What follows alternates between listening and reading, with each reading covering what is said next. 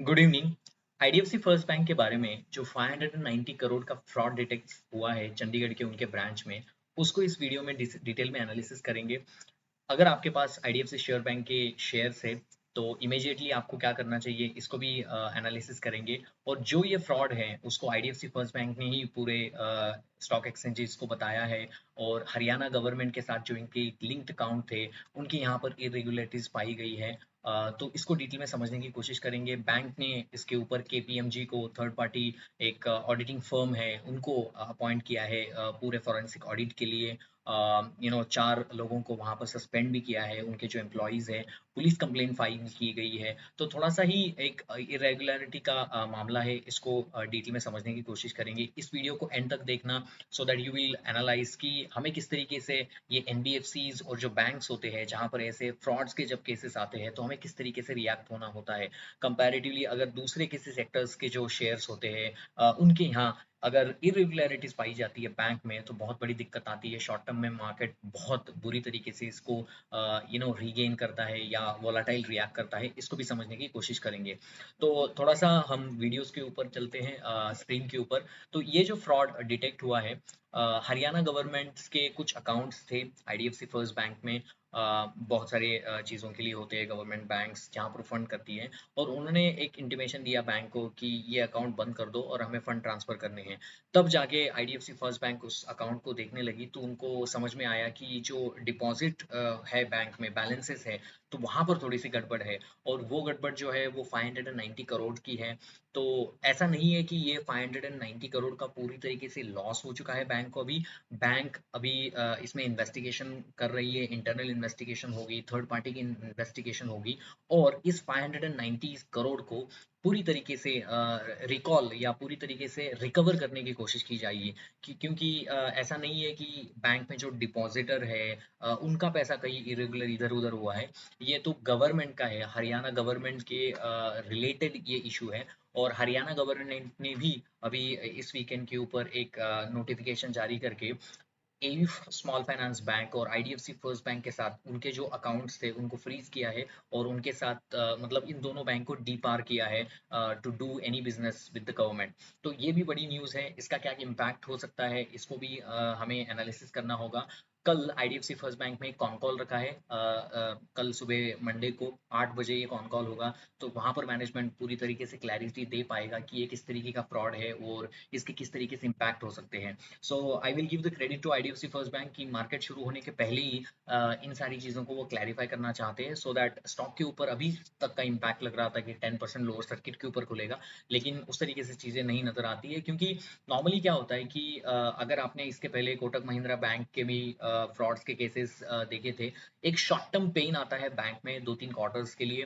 Because ये जो number है 590 करोड़ का, अगर Q2 का प्रॉफिट देखोगे आईडीएफसी फर्स्ट बैंक का, वो 352 करोड़ था। और Q3 का पैट जो है वो 503 करोड़ है। तो लगभग लगभग पूरे साल का एक क्वार्टर का पैट 590 करोड़ है। तो इसमें समझने की बात होगी कि अभी तक ये 590 करोड़ पूरी तरीके से लॉस है क्या? तो ये बिल्कुल नहीं है। तो ये 590 करोड़ का एक फ्रॉड डिटेक्ट हुआ है, तो अभी इसमें इन्वेस्टिगेशन होगी और बहुत सारे एफर्ट्स किए जाएंगे कि इस जो अमाउंट है उसको रिकवर करने के। तो अभी इसमें से कितना रिकवर होता है, 50% रिकवर होता है या 60% रिकवर होता है, ये आने वाला टाइम ही बताएगा। तो नॉर्मली क्या होता है, बैंक में अगर ऐसी कोई चीज हो जाती है, तो बैंक में मैनेजमेंट बहुत एग्रेसिवली अपने एनपीएस को अपने प्रोविजनिंग को बढ़ाता है। तो प्रोविजनिंग को अगर बढ़ाएगा तो ऑब्वियसली इनका जीएनपी एनएनपी नंबर्स आपको स्काई रॉकेट दिखेंगे। तो ये एक इम्पैक्ट आ सकता है शॉर्ट टर्म के लिए। नॉर्मली ऐसा नहीं है कि कल जाके मार्केट 10-15% खुल जाए और आप वहां पर शेयर बाई करने लगोगे। बिकॉज यहाँ पर क्लैरिटी आने के लिए थोड़ा सा टाइम लगेगा, पॉलिटिकल थिंग्स भी इन्वॉल्व रहेगी। और ये बहुत सारी चीज़ें हो सकती है। तो स्पेकुलेशन करना मेरा उद्देश्य नहीं है। जो आईडीएफसी फर्स्ट बैंक ने अपने ये जो नोटिफिकेशन जारी किया है, 21 फरवरी को ये नोटिफिकेशन किया है। And then you can see the bank received a request from the particular department of Haryana government closure of the account and transfer of the fund. In this process, certain discrepancy were observed. From 18th of February onwards, other Haryana government entities engaged with the bank regards to the respective accounts with the bank. During the process, differences were observed between the balance in the account and the balance as maintained by the said Haryana government. तो मतलब Haryana government बोलता है कि x amount होनी चाहिए और लेकिन bank में एक्स माइनस अमाउंट है, तो यहाँ पर इरेगुलरिटी है और 590 करोड़ ये थोड़ा सा बड़ा आंकड़ा हो जाता है शेयर मार्केट प्रोस्पेक्टिव से, अगर पैट के पॉसिबिलिटी से देखा जाए। आपको समझना होगा कि आईडीएफसी फर्स्ट बैंक एक 71,000 करोड़ मार्केट कैप की कंपनी है। इस कंपनी में डिपॉजिट रेट 21% से हुआ करता है, 20% से डिपॉजिट ग्रो कर रहे थे। मिस्टर वैद्यनाथन इनके जो सीईओ है, उन्होंने बहुत अच्छे तरीके से बैंक को चलाया है। ये पहले मर्जर हुआ था कैपिटल फर्स्ट और आईडीएफसी का, जिसके बाद आईडीएफसी फर्स्ट बैंक बना और उसके बाद कंपनी को इस तरीके से अच्छा चलाया। स्टॉक भी 20-30 का हुआ करता था, 100 के ऊपर चला गया। लेकिन लास्ट 1-2 साल में यहाँ पर एक माइक्रो फाइनेंस से रिलेटेड इशू हो गया था, क्योंकि इनका एमएफआई बुक में सारे एमएफआई बुक्स में प्रॉब्लम हुए थे, ना कि आईडीएफसी फर्स्ट बैंक या क्रेडिट एक्सिस ग्रामीण ले लो, स्मॉल फाइनेंस बैंक ले लो, जितने भी लोग माइक्रो फाइनेंस सेक्टर्स में काम करते थे वहां पर प्रॉब्लम हुआ था, जिसके चलते आपने देखा होगा पिछले 1-1.5 साल से ये स्टॉक चल नहीं रहा था। एक लो लगाया था 60 का और बाद में रिकवरी चालू हो गई, क्योंकि उनका जो माइक्रो फाइनेंस का जो बुक है वो भी सुधरने लगा था। तो माइक्रो फाइनेंस रिलेटेड जो इशू था 1-1.5 साल का, वो आईडीएफसी से रिलेटेड नहीं था, वो सारा ओवरऑल माइक्रो फाइनेंस इंडस्ट्री का प्रॉब्लम था, पूरे बैंकिंग स्पेस में, एनबीएफसी स्पेस में। और इसका खामियाजा बहुत सारी कंपनीज को भुगतना पड़ा। अरमान फाइनेंशियल, 5 स्टार बिजनेस, ये आपके स्मॉल फाइनेंस बैंक्स, तो बहुत सारे कंपनियों को ये नुकसान हुआ था। उस केस में उनको प्रोविजनिंग लेनी पड़ी थी, एनपीएज ऊपर की तरफ लगे थे। अभी वो सारी चीजें अच्छी हुई थी, Q3 में नंबर्स अच्छे आए थे। तो मुझे लगता है अगर मैं Q3 के नंबर्स आपके सामने लगूँ तो 21% की ग्रोथ आईडीएफसी फर्स्ट बैंक ने दिखाई है। अगर मैं कस्टमर डिपॉजिट देखूँ वो भी 24% से बढ़ा है, कासा डिपॉजिट 33% से बढ़ा है। तो ऐसा नहीं है कि इतना बड़ा फ्रॉड हो गया। फ्रॉड तो अभी मतलब डिटेक्ट हुआ है, इसको प्रूव कराने के लिए बहुत सारा समय जाएगा, इन्वेस्टिगेशन होगी, बाद में पता चलेगा कि किस तरीके का लॉस हो सकता है। मान लो कि ये अमाउंट रिकवर करने जाते हैं और उनको पता चलता है कि सारे बिटकॉइन में चले गए या कई ये पैसे चले गए और रिकवर नहीं हो सकते, then it is a big thing. As of moment approximately 590 crore का फ्रॉड डिटेक्ट हुआ है। वो आगे जाके फ्रॉड साबित होता है, सारे जो पैसे रिकवर होते हैं नहीं होते हैं, वो सारी चीज को आपको देखना पड़ेगा। तो वहां से वो इम्पैक्ट आ सकता है, लेकिन फॉर डेफिनेटली 1-2 क्वार्टर के लिए आईडीएफसी फर्स्ट बैंक का स्टॉक नहीं चलेगा। लेकिन मैं इस वीडियो के एंड में भी बताऊंगा कि आपको किस तरीके से इसको देखना चाहिए और कहाँ पर एक अपॉर्चुनिटी भी बनती है। 2-3 क्वार्टर के बाद सब लोग भूल जाएंगे और स्टॉक पहले से नीचे से ऊपर की तरफ छलांग लगाएगा, इफ एवरीथिंग गेट्स सेटल्ड और there is no system irregularity.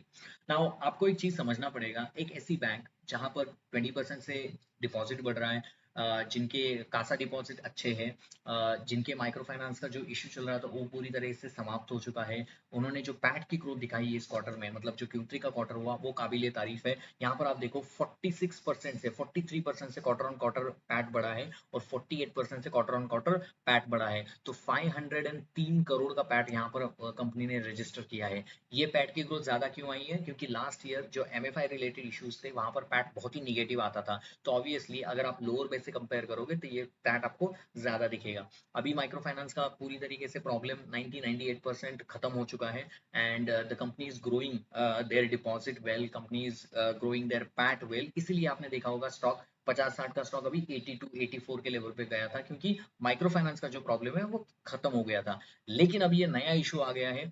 ये मुझे लगता है कि अगर मैं कंपनी के पूरी तरीके से पढ़ूँ तो कंपनी ने 1-2-3 एक्शंस भी लिए हैं यहाँ पर। 4 suspected officials have been placed under suspension pending investigation. The bank will pursue a strict disciplinary, civil, criminal actions against the employee, other external individual responsible in accordance to the applicable law. तो bank अच्छी तरीके से वो सारी चीजें कर रही है। मैंने अभी थोड़ी देर पहले एक नोटिफिकेशन बैंक का पढ़ा है कि ये देखो, कल सुबह आईडीएफसी फर्स्ट बैंक ने एक कॉन कॉल रखा है। अगर आप उसके इन्वेस्टर्स हो तो बिल्कुल ये कॉन कॉल को अटेंड करना। यहाँ जो मैं बता रहा हूँ वहां से ज्यादा क्लैरिटी आपको वहां पर मिल सकती है। लेकिन इसके बाद और भी एक चीज है कि इस इरेगुलरिटी को देखते हुए ये केपीएमजी को, ये जो थर्ड पार्टी फाइनेंशियल ऑडिट करने वाली जो कंपनी होती है, उनको उन्होंने अपॉइंट किया है। ये इंडिपेंडेंट ऑडिटिंग करेंगी और उनके जो आईडीएफसी फर्स्ट बैंक के सामने उन सारी चीजों को लाएगी कि किस तरीके से फ्रॉड हुआ है, कहाँ तक पैसे गए, पैसे का ट्रांसफर किस तरीके से हुआ, पूरी इन्वेस्टिगेशन अभी होगी।